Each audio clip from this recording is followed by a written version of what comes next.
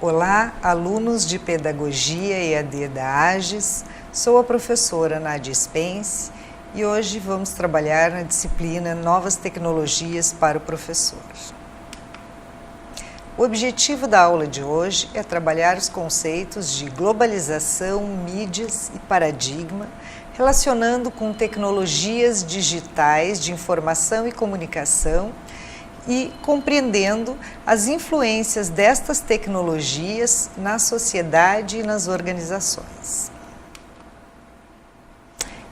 O conceito de globalização é um conceito que muito se ouve falar, mas que por vezes não se tem plena consciência do que está se tratando. Para alguns, esse conceito começou a existir no Império de Alexandre III da Macedônia, quando ele começou a expandir o seu império por boa parte da Pérsia e com isso conquistou então um horizonte, né, mais abrangente do que já se tinha conhecimento até então, expandindo o Império Grego. Para outros, esse conceito teria a sua origem no século XV, com os grandes descobrimentos decorrentes das navegações para a África e as Américas, e assim conquistando também uma abrangência, né, mais global, vamos dizer assim.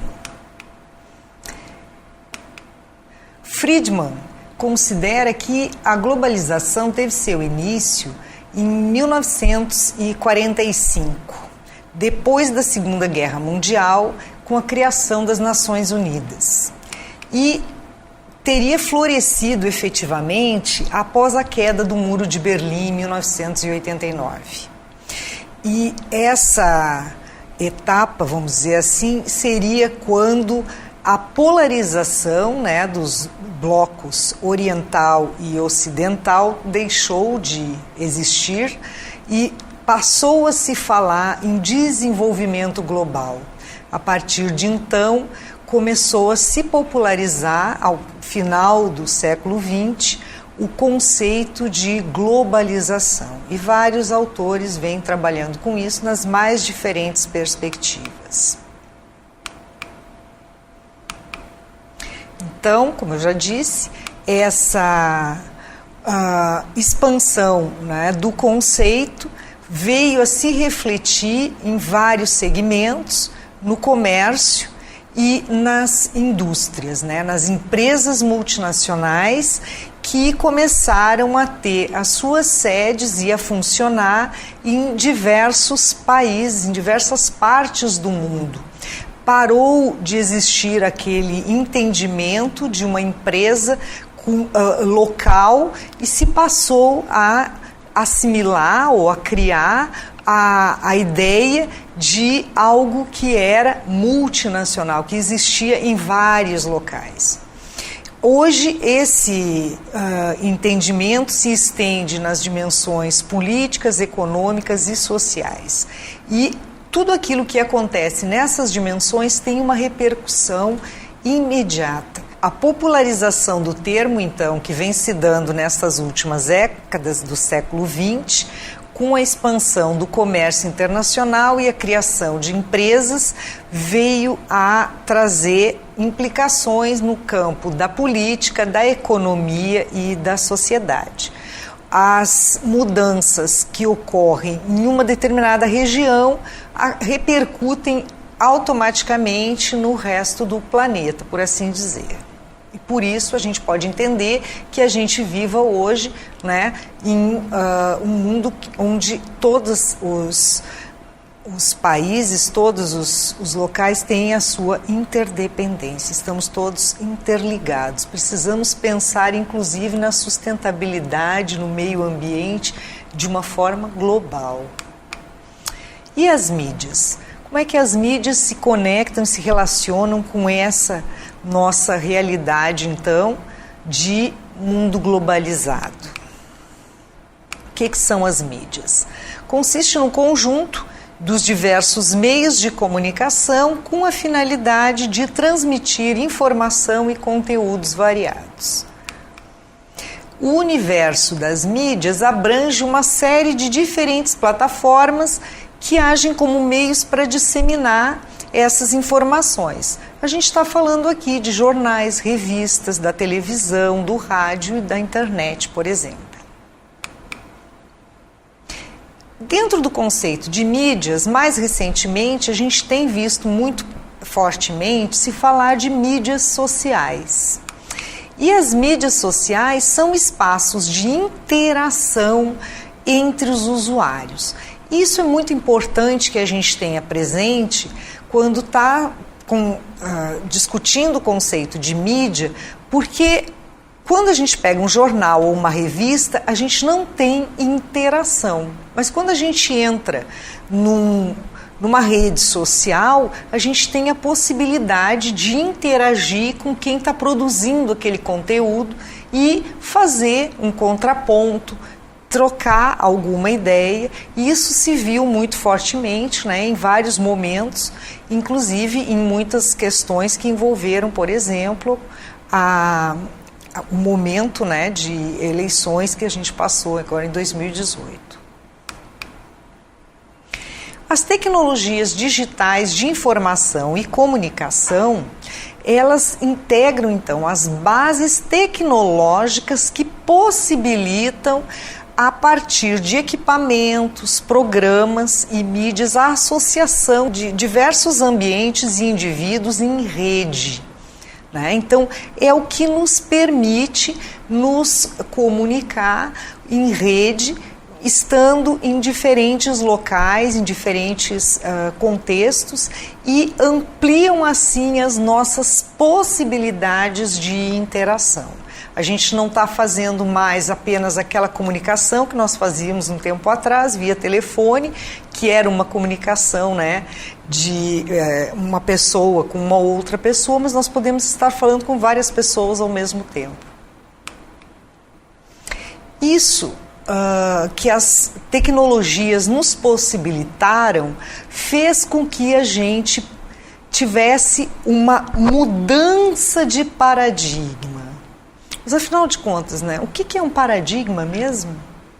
Então, esse é um conceito que me parece ser importante que a gente também possa discutir, compreender, porque nos ajuda a entender melhor de que mudanças a gente está falando e que transição é essa, né, que a gente está passando, afinal de contas. Um autor que nos ajuda a compreender essa mudança, né, é o Thomas Kuhn.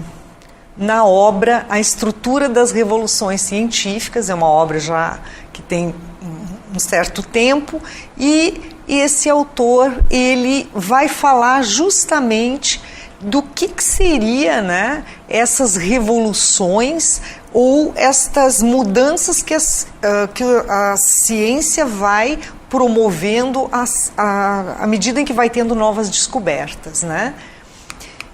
E o paradigma é, então, um princípio, um conhecimento que se torna um modelo, um padrão a ser seguido. Isso permanece em vigor por um determinado tempo, até que ele não sirva mais como forma de explicação para aquele fenômeno que ele está se propondo a explicar. E assim vão se desenvolvendo novas teorias, né, novas hipóteses, buscando novas respostas, e um novo paradigma tende a surgir. Vou dar um exemplo. Durante muito tempo se acreditou que o Sol girava em torno da Terra. Até que um dia Galileu quase foi parar na fogueira, dizendo, né, que a Terra girava ao redor do Sol. Hoje se acredita, não é, que é esse o movimento. Mas no momento em que ele trouxe isso como uma nova explicação para os fenômenos que ele estava observando, houveram muitas resistências, muita dificuldade de assimilar essa nova posição, essa nova informação. E isso tende a acontecer quando as mudanças ocorrem. Então, toda mudança, né, todo novo paradigma tende a despertar algum nível de resistência. E a gente pode observar isso quando a gente fala nos avanços que a tecnologia vem nos proporcionando, inclusive por serem muito rápidos, né? Os avanços tecnológicos, muitas vezes, eles têm ocorrido com tanta rapidez que a gente não chega muito bem a assimilar o que uma tecnologia pode nos proporcionar e já vem uma nova tecnologia que já está substituindo a anterior. Essas mudanças, né, elas se refletem, então, como a gente falou, nas relações sociais, nas relações econômicas, nas relações políticas. O nosso modo hoje de nos comunicar, ele inclusive deixou até mesmo de se fazer tantas ligações telefônicas e hoje a gente se comunica muito mais por mensagem de texto. Por quê? Porque a tecnologia nos proporciona isso. Uma outra possibilidade é gravar um áudio e enviar para alguém. Isso também foi proporcionado por um avanço de tecnologia. E isso acaba influenciando os modos como a gente vai estabelecendo as nossas relações. E interfere em todas as nossas práticas, né? Inclusive, a gente precisa, em outra aula, pensar um pouco, né, sobre que implicações isso tem, né, em termos de relações interpessoais. Mas, por hoje, o que a gente está analisando são as relações, né, e como isso veio a mudar. No campo da economia, hoje se tem uma realidade onde a gente pode consumir, comprar toda e qualquer coisa, né, utilizando um aplicativo com um aparelho celular, né? Então, nós temos hoje uma outra realidade que nos coloca muitas vezes até numa condição muito mais sedentária, porque nós não precisamos sequer sair de casa para fazer uma compra.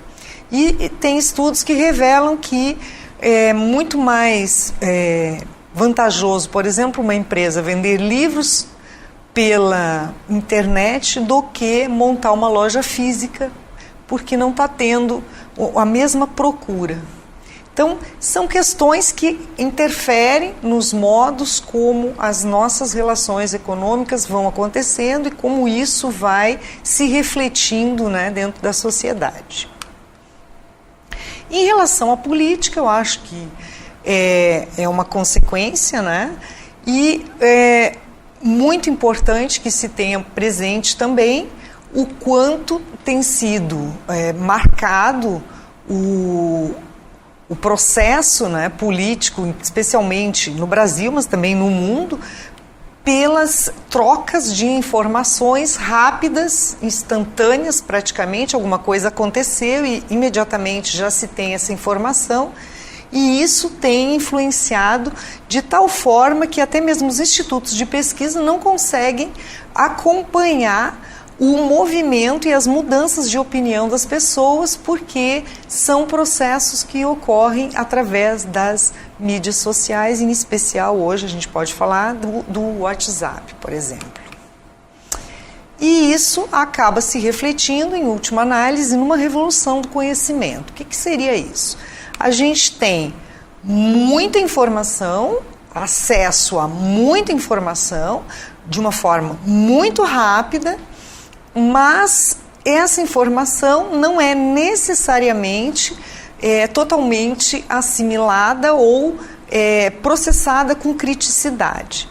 E para isso, aí é que entra, e essa é uma das questões de extrema importância na formação do professor, contribuir para que essa informação tenha, né, um filtro, ela precisa ter uma seleção e uma organização, uma sistematização e um olhar crítico diante de tanta informação. Essas mudanças, elas se refletem certamente nos espaços e nos modos como a gente vive as nossas relações, em especial dentro do espaço escolar. Por quê? Porque essas tecnologias, né, digitais, elas também chegam até a escola e elas precisam chegar. Por quê? Porque a escola não é um espaço que se distancie da realidade, do contexto social. Ela, muito pelo contrário, ela precisa ser um espaço onde os saberes constituídos, os conhecimentos, né, sejam transmitidos de tal forma que eles contribuam para a construção de conhecimentos acionáveis por aqueles que estão frequentando a educação formal. E essas tecnologias, elas fazem parte do nosso cotidiano e, portanto, elas também fazem parte do espaço da escola. Então, a escola também está passando por uma revolução, está passando por um momento de transformação. Precisa integrar esses novos modos de comunicar, de informar, de lidar com informação às suas práticas. E isso, muitas vezes, não é algo que seja assim tão fácil. Como não foi fácil aceitar a ideia de que não era o Sol que girava em torno da Terra, mas a Terra que girava em torno do Sol. Se vocês quiserem saber um pouco mais sobre esse assunto, uma dica seria a leitura da obra do Cristiano Nabuco de Abreu e outros colaboradores vivendo esse mundo digital. Meu muito obrigado e por hoje a nossa aula fica por aqui.